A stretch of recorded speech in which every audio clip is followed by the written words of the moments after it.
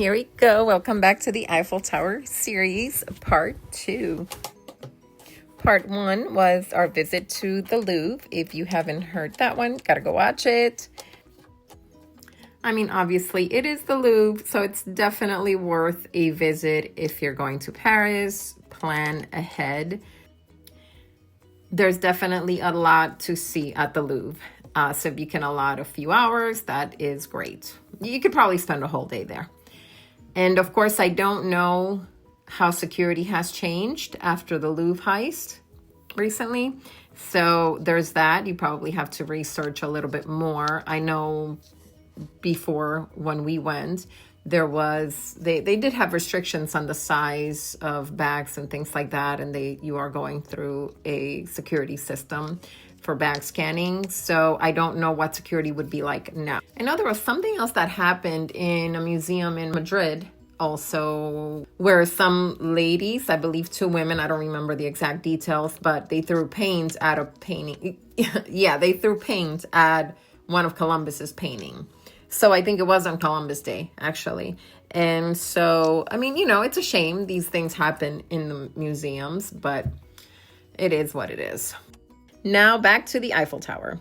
So, I've always heard travelers say that traveling brings them closer to God, which is something that I learned. So traveling does make me feel closer to God when I'm in natural wonders of the world that God created.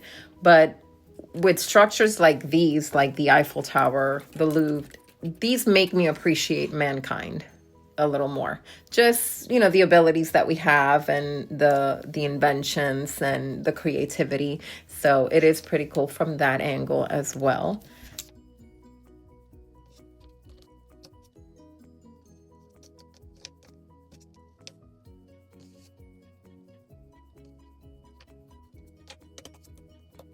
Okay, so of course there is an official Eiffel Tower website, which is where, I purchased the tickets. I do recommend maybe a few months in advance if you can help it, a couple or a few months in advance, because they do run out of the options. So they have the tickets where you can go to the second story, second floor, or the summit. And with the summit, I ended up paying for the couples package, the lovers package. I don't remember exactly what it was called, but it included champagne for both. And of course, we don't drink alcohol, so we asked for alcohol free. So they gave us some kind of sparkling juice in their own little cups. So we did get to keep the cups. So that's cool. Yeah, but so I ended up paying a little bit more, which I probably would have done that anyway. It was a nice little experience. I mean, it's not super special because you just go, when you get up there, you go up to the little shop and you pick up your drink. That's it. And we did buy some macarons or macaron. Macaron. Don't judge. I'm not French, okay?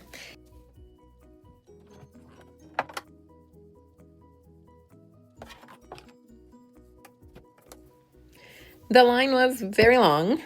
We went right after the Olympics in 2024, so they were still wrapping it up. And our cab driver was telling us it was especially crowded during that time. So we spent, I think, 2 to 3 hours in line. And that was just to get up to the elevator. Then when you get up to the second story, you have to also make it into the elevator to go up to the summit. And it was crowded. I really don't know what the best time is to go, but I'm pretty sure that right after the Olympics is not it. But of course, you don't have to worry about that. I do have to apologize. These pictures do not do the tower justice. I mean, not by far.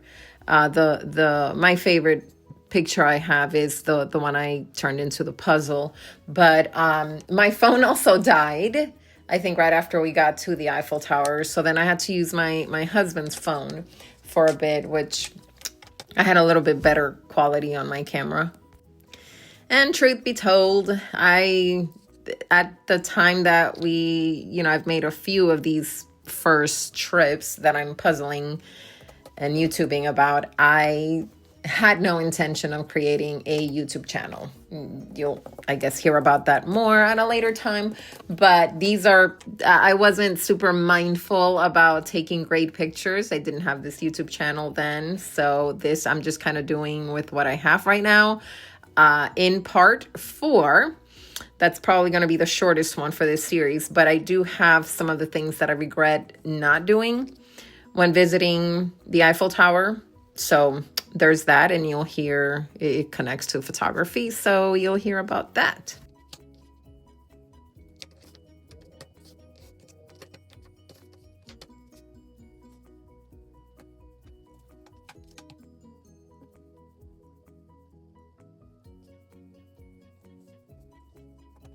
So one of the things that I enjoy most about traveling, or that I try to make it a point to do, is to take a moment to just breathe it in, take it all in. And this was a little bit difficult to do at the Eiffel Tower. We didn't have, it was very crowded.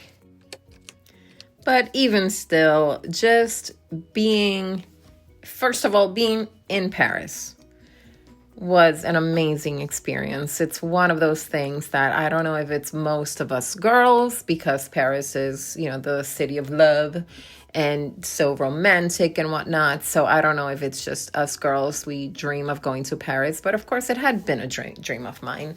It had also been a dream that I talked a lot about with my sister. And, we always dreamed about going together. And we don't have the opportunity to do that. But at the end of the day, Paris is for lovers. So I was with my lover in Paris.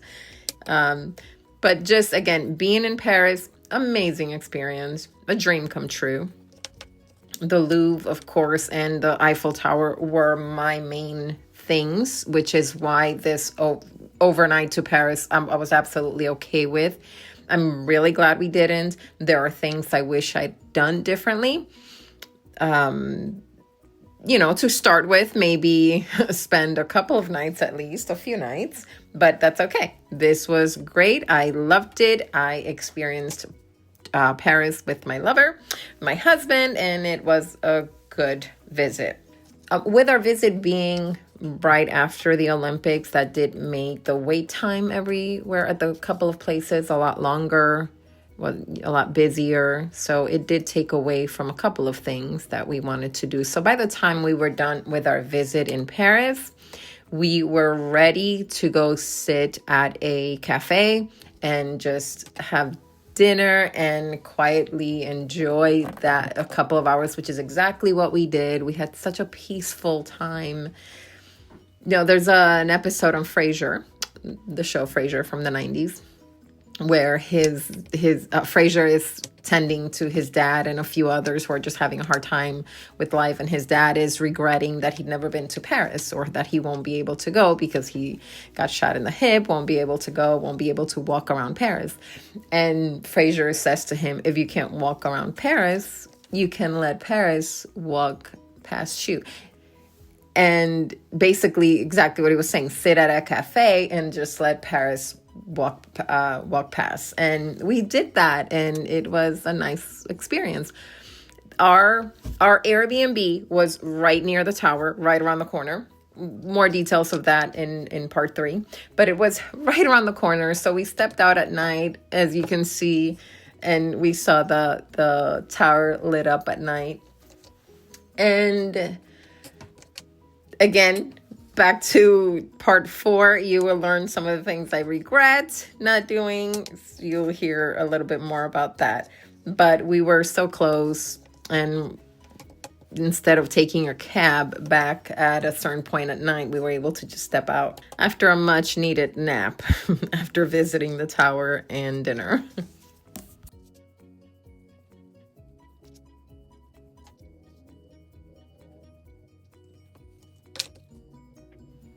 Oh, one thing to mention, I forgot regarding the tickets. When you purchase tickets, you do select a time slot.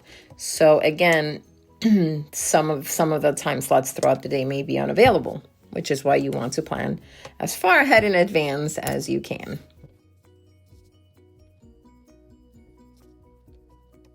So again, Paris, the Eiffel Tower, all in all, would absolutely do it again. Do an under 24-hour trip all over again, just one night. And don't know if I've mentioned this yet, but the reason for the one night in Paris was that we made a trip to Ireland. So our actual trip was to Ireland, and we just did a quick hop over to Paris, which apparently a lot of people do. We left our rented vehicle in Ireland and in an area where we had stayed in an Airbnb, and the guy, our host, was just, he said, hey, a lot of people do that. So no big deal. Leave your car there. Lucky. Thank God when we came back from Paris to Ireland, our vehicle was intact and with all of our luggage still in it. So that was great. So we hopped over with tiny book bags. Mine was a tiny book bag. I did borrow a little bit of space in my husband's bigger book bag. So, yeah, however you can make Paris happen, even if you just do an overnight, you may feel like that's not worth it. It's a lot of expense, but it depends. If you're already nearby and you can pull it off for one night, boom. All right, stay tuned for part 3. All about the back end, planning, tips, all of that good stuff. The weird situation with the cab driver, the scary Airbnb that I'm embarrassed to admit some things about. A lot more to come on that one, on the next one. Thank you so much for joining. This is so much fun. See you on the next one.